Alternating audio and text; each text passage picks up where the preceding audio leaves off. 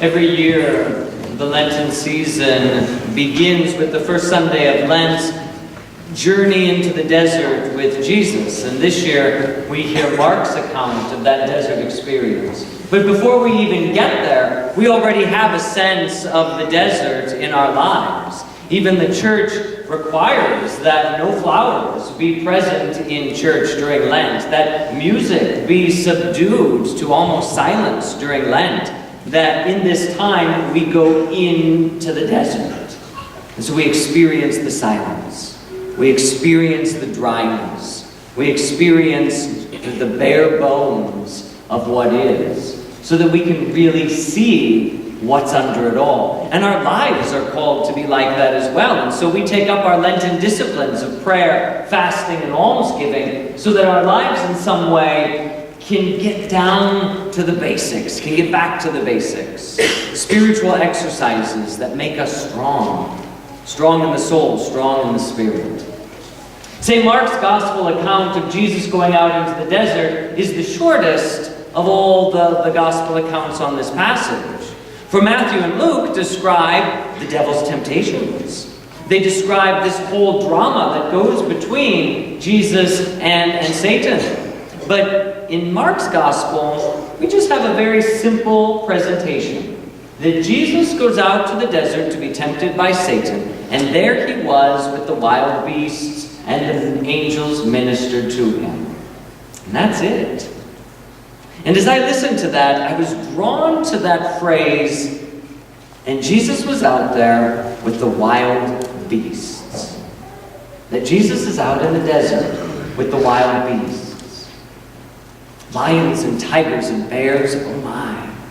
That Jesus is out in this emptiness, and there's all kinds of dangers surrounding him. And the angels nevertheless minister to him, and yet he confronts the beasts. And so I asked myself, well, what beasts would there have been? What beasts are out there in the Judean desert or the Israeli desert? What beasts are out there? I have no idea. But I do know that when Jesus goes out to face the beasts, they are the same beasts that we experience. Because I asked myself, what makes us different from the beasts? What makes us different from the wild beasts in the world? And there's one thing, and it is our gift of reason, the power of our mind to know, love, and choose to serve God. That we have this beautiful ability to know God, to know what is good, to know what is right, to know what is true, and to follow after that. We have the ability to choose contrary to the wild beasts. A beast sees something, there is something that triggers a movement, and a beast responds based on its feelings, based on something that is programmed within it. I was taking my dog Staples for a walk today, and there was a squirrel. And boom, the tug on the leash. He couldn't help himself. I said, no, it didn't matter. He still wants to pull and run after that squirrel. It is his instinct. There is a feeling that all of a sudden triggers within him, and his breeding to rat out the vermin kicks in. And he doesn't think that, oh, there might be a car coming if I don't look both ways and running across the street. Or, oh, I might, whatever, never find my way back home. He doesn't think those things. He just goes with the feeling. And that is what leads us into danger sometimes. Because our feelings are not always honed in on what is good. Sometimes our feelings are like beasts within us, and they lock in on things that are not good. We've trained them, or society has trained them to see world in a skewed way, and we create behaviors then within us that aren't necessarily good. We identify 7 principal passions within the human person. Attraction and revulsion, joy and sadness, desire, fear, and anger. These are the principal passions that we feel when something stimulates us, when something moves us. We're attracted to it or we're repulsed by it. We feel a sense of joy and contentment and happiness, or we're saddened. We may be angry, or we might be afraid, or we have a deep, deep longing, yearning, desire for something. These 7 passions are neither good nor evil in and of themselves. They are neutral. They are things we feel. They are caused by chemicals released in the brain, just like they are in my dog, and in like all of the other beasts on the planet.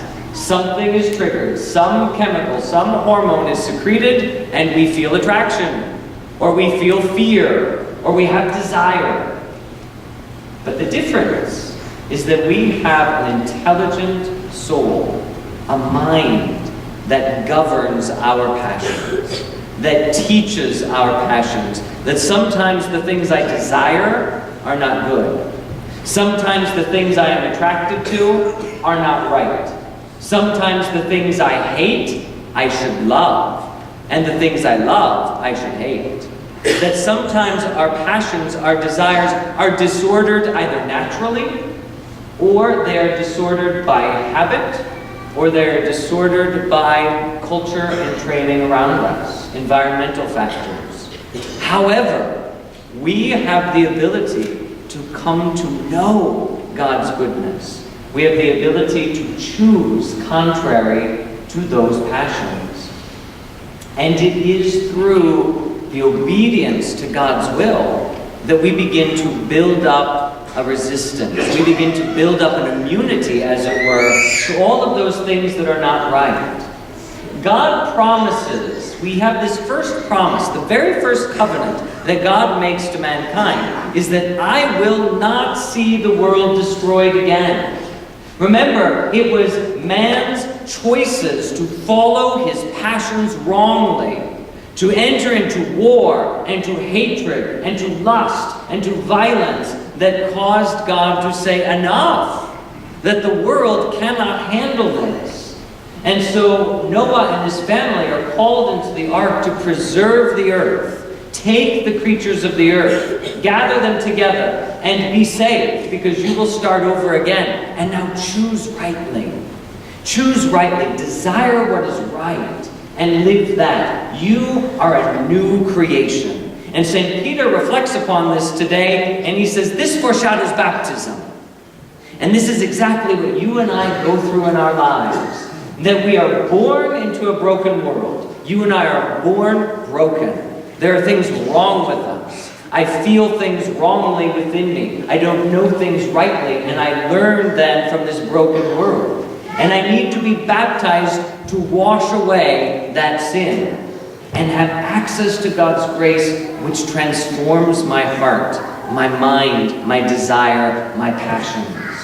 And it is God's grace working within me when I let it that allows us then to know what is really good and true, and to give ourselves to that and to follow after that. And the 8 people who walked out of that ark, that number 8 is symbolic.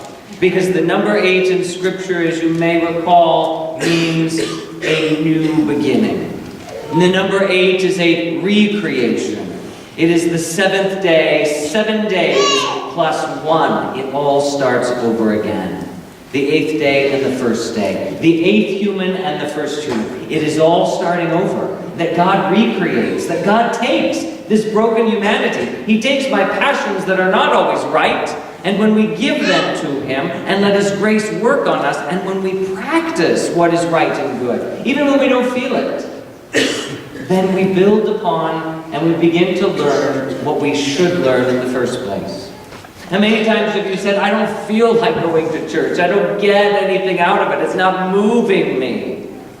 Well, our passions sometimes aren't designated and driven where they're supposed to. But we keep at it because I know that I meet God here. I know that He feeds me here. I know that He converts me here. And so I keep at it because I know, despite what I feel, this is right.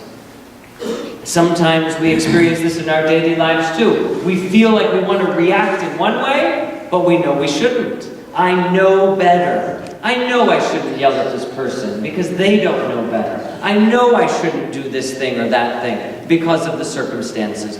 We have the ability to control our passions. We are not wild animals. But in order to see ourselves more clearly, we go out into the desert to be purified. Let me strip away all of those things that prop up the wild beasts in my life, that make them louder. What makes that lust louder in my heart? I have to face that beast and cut it out. What makes that desire for unrepentant anger well up within me? I have to find it and cut it out. We go out into the desert with Jesus in this Lenten season to face the wild beasts of our humanity. Not the critters out there, but the wild beasts of our humanity, the passions that are not yet governed. Self-control is the gift that God has given us to make us not like the beasts. We can choose contrary to how we feel. And that's what makes us superior. That's what will save us. Your baptism has given you a new start. The flood has washed away your sin. Now live as a new creation. While you may not always feel it, choose it. Choose what is right and good, because that is choosing God. Going out into the desert, contrary to the aridness and the desert-like experience that we are presented with, nevertheless, as the scripture says, the angels minister to him. When we open up to God's goodness, we are given the help that we need to overcome the beasts in our life. So face the beasts in your life this Lenten season. Let the grace of God through his angelic ministers work in you to help you on your way, and never lose hope. Choose to believe that God is leading you through this desert to bring you to the new creation in his heavenly kingdom.